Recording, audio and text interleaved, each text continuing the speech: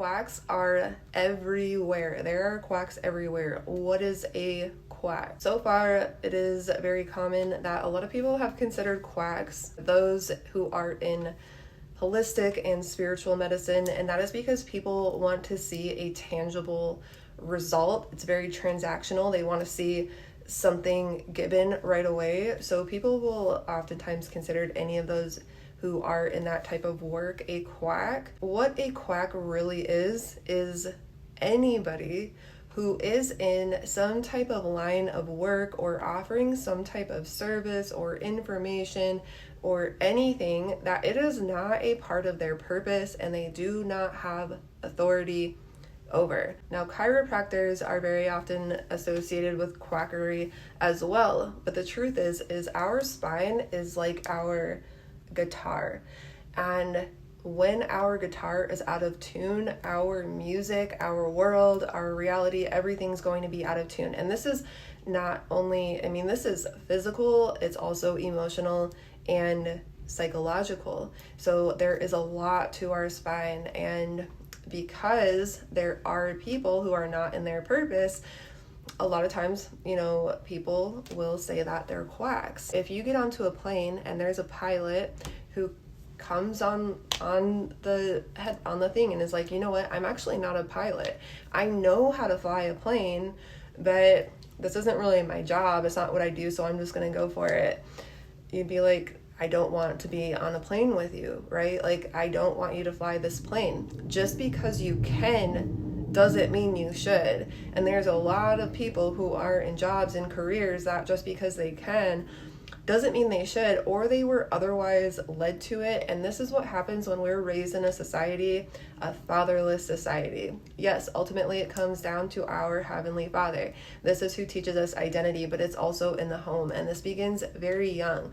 Not only did most of us not have fathers present, even if they were there, they also weren't present. The fathers, did not have a good support system. They weren't taught about identity and their purpose. They were also taught to do something to make money. And a lot of times we get into jobs and careers and even relationships and all kind of things because we feel obligated to, because we feel like we're supposed to, when that's not really our purpose. And so anybody who does this is a quack.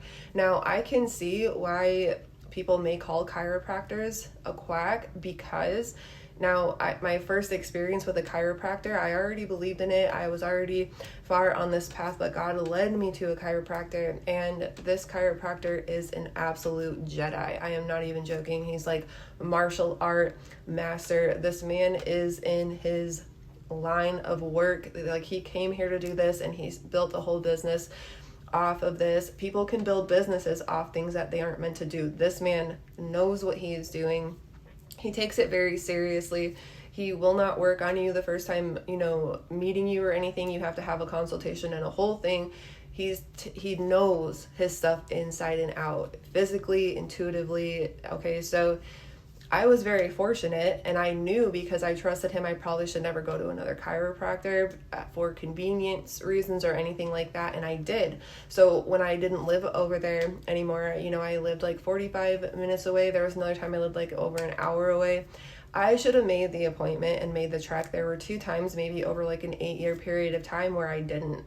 Convenience kills. Okay, so the first time I saw another chiropractor, and they got me in right away, he kept like pushing on like the same spot. He just made it worse. Everything was horrible. Then years later, I was like, man, because I really didn't want to have that outlook that I was creating it just because I didn't trust somebody else. Didn't mean it wouldn't work, right? But I knew better. I really did. And I did it anyways, again, for convenience purposes. And this man did nothing. Absolutely nothing. Like, I left there, even the way he was like talking to me, there was just no connection. I'm like, you don't even know what you're talking about right now. And like, I don't, that's nothing to do with like what I'm going on, because he was not in his purpose. These men were not in their purpose, because if they were in their purpose, they would know what they're doing. They'd be really, really good at what they're doing.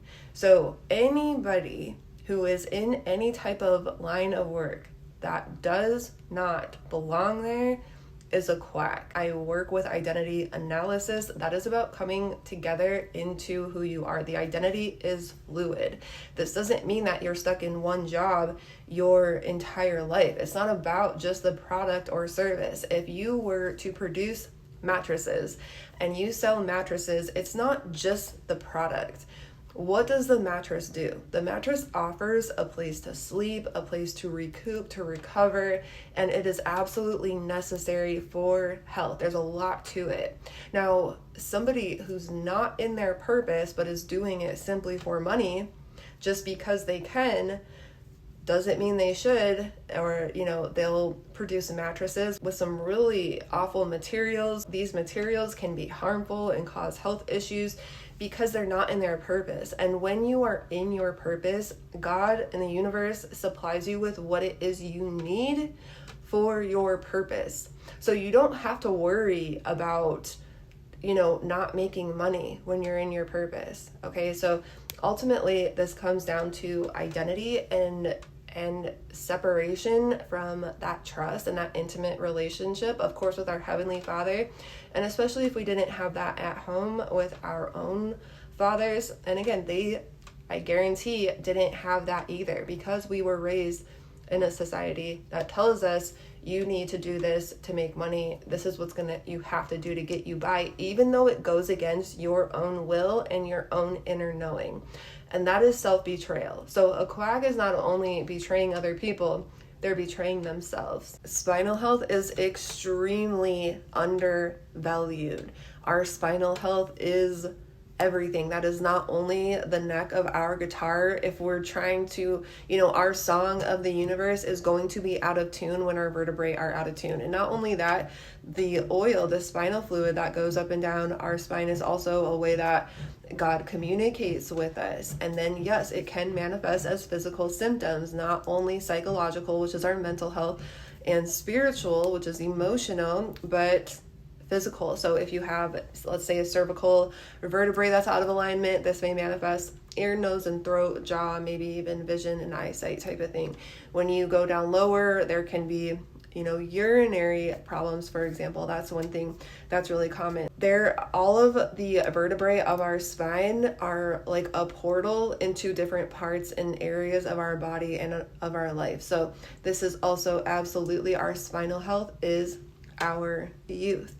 In addition to that as well, it's a reflection of our youth and the flexibility of our spine. So spinal health is important. Chiropractors are very important. It's not the question of whether or not it's quackery, it's getting to the right one. And this goes the same with any business, anything that you're investing in your life. And if you are investing in a product from a person that's a quack because that's not their business, you are basically, supporting what would be considered, in a sense, because God has a purpose for everybody. There's a lot of work that we have to do here, and we have not really had a lot of people don't want to work because they're working in things that are not their purpose, and for understandable reasons. Okay, so we all have work here to do, and you don't hate your work when you're doing what you came here to do, because it's what your soul wants to do. And the universe and God aligns things in ways that it's manageable. You shouldn't be hating your job if you're in your purpose or ripping people off.